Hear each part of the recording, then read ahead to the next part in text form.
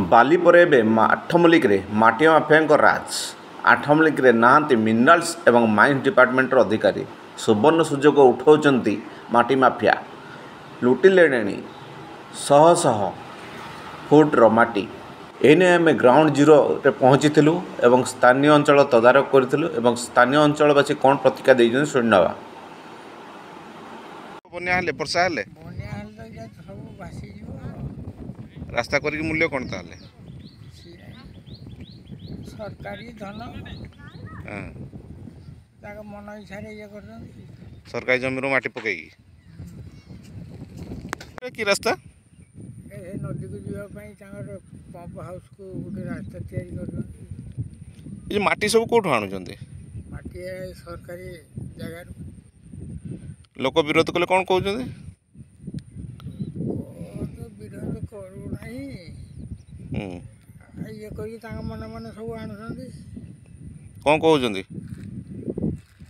କାମ ତ ହେଉଛି, ମାଟି ପକା ହେଉଛି। ଏଇଟା କ'ଣ ରୟଲିଟି ଡିପୋଜିଟ୍ କରୁଛନ୍ତି ସେମାନେ? ନାଇଁ, ବିନା ରୟଲିଟି ଡିପୋଜିଟ୍ ସବୁ ଚାଲିଛି ନାଇଁ କି? এইটি তারপরে তা সহিত দেখুন এটি যে রাস্তা নির্মাণ করা হয়েছে এটি রাস্তার যে মাটি পকা হয়েছে দেখুন টোটালি কম্পাকশন হি নাহিনি। এই আগুক বর্ষা আসুচি, বর্ষা আসলা মাত্রে এগুলা সব ধোই হয়ে মানে এই যে রাস্তা এত হাইটর 10 ফুট হাইটর নির্মাণ করা হয়েছে রাস্তা যে লক্ষাধিক টঙ্কার রাস্তা ইয়ে পম্প হাউসକୁ ଯାଇଛି। ଆଠମଲ୍ଲିକ ଲିଫ୍ଟିଙ୍ଗାରୁ ପମ୍ପ ହାଉସକୁ ଯାଇଛି।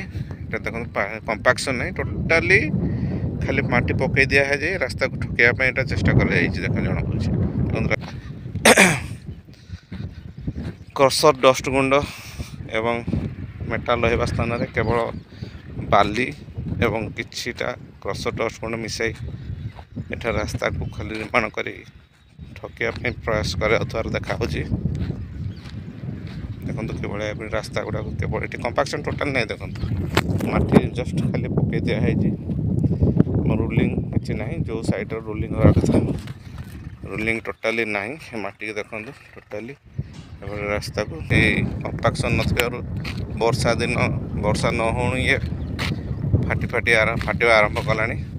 ଏପଟେ ବି ଦେଖନ୍ତୁ ଖାଲି କମ୍ପାକ୍ସନ୍ କରାଯାଏନି, ରାସ୍ତା ଉପରେ ଖାଲି କେବଳ ଚିପ୍ସ ଢଳି ହାଲକା ଭାବରେ ୟାକୁ ଗଡ଼ି ଦିଆଯାଇଛି। ଆଉ ଉପରେ ଟେମ୍ପୋରାରୀ ଚିପ୍ସ ଗଦେଇ ଦେଇ ସାମାନ୍ୟ ହାଲକା ମାତ୍ରାରେ ରୋଲିଂ ହେଇଛି କିଛି ରାସ୍ତା, ଯେଉଁକି ଆଗକୁ ବଡ଼ ପୋଲ ଗୋଟେ ନିର୍ମାଣ ହେବାର ଅଛି।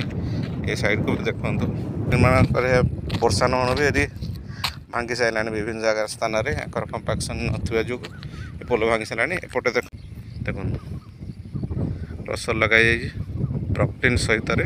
ଏଠାରୁ ମାତ୍ର ରାସ୍ତାଠାରୁ 30 ମିଟର ଦୂର ବି ହେବନି, ସେଠୁ ଆଣିକି ମାଟି ଖୋଳି 100 ମିଟର ଡିଷ୍ଟାନ୍ସ ଆଣିଥିବାର ଦର୍ଶାଯାଇ ଏଠାରେ ଲକ୍ଷାଧିକ ଟଙ୍କାର ମାଟି ମାଫିଆ ମାନେ ଟଙ୍କା ରାଜସ୍ୱ ହଡ଼ପ କରୁଥିବାର ଅଭିଯୋଗ ଆସିଛି।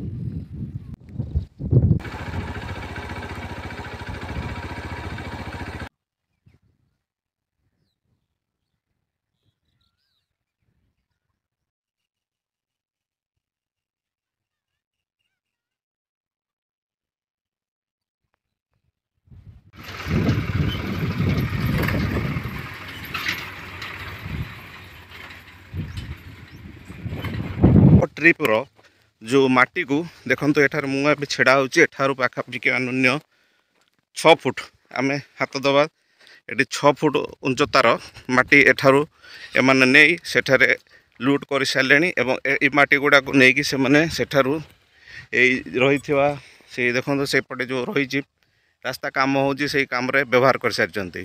ଏଠାରୁ ଲୁଟ୍ କରି ଚାଲିଛନ୍ତି ମାଟି ଏବଂ ମାଟି ମାଫିଆଙ୍କର ଏବେ ମାଟି ମାଫିଆଙ୍କ ରାଜ ବୋଲି ଆଲୋଚନା ହେଉଛି ସାଧାରଣରେ। ଦେଖନ୍ତୁ କେତେ ଦୂରରୁ ମାଟି ଏଠାରେ ପାଖାପାଖି ଏଠାରୁ ଗୋଟିଏ ସ୍ଥାନରେ ଏଠି ଆମେ ଦେଖୁଛୁ ଚିତ୍ର, ଯାହାକି ପାଖାପାଖି ଏଠାରେ 2 ଏକରରୁ ଉର୍ଦ୍ଧ୍ୱ ଏକର 2 एकड़ ऊर्ध्व जमी हम माटी एठारू 100 ट्रिप ऑलरेडी नहीं कि रास्तार लगे सारे।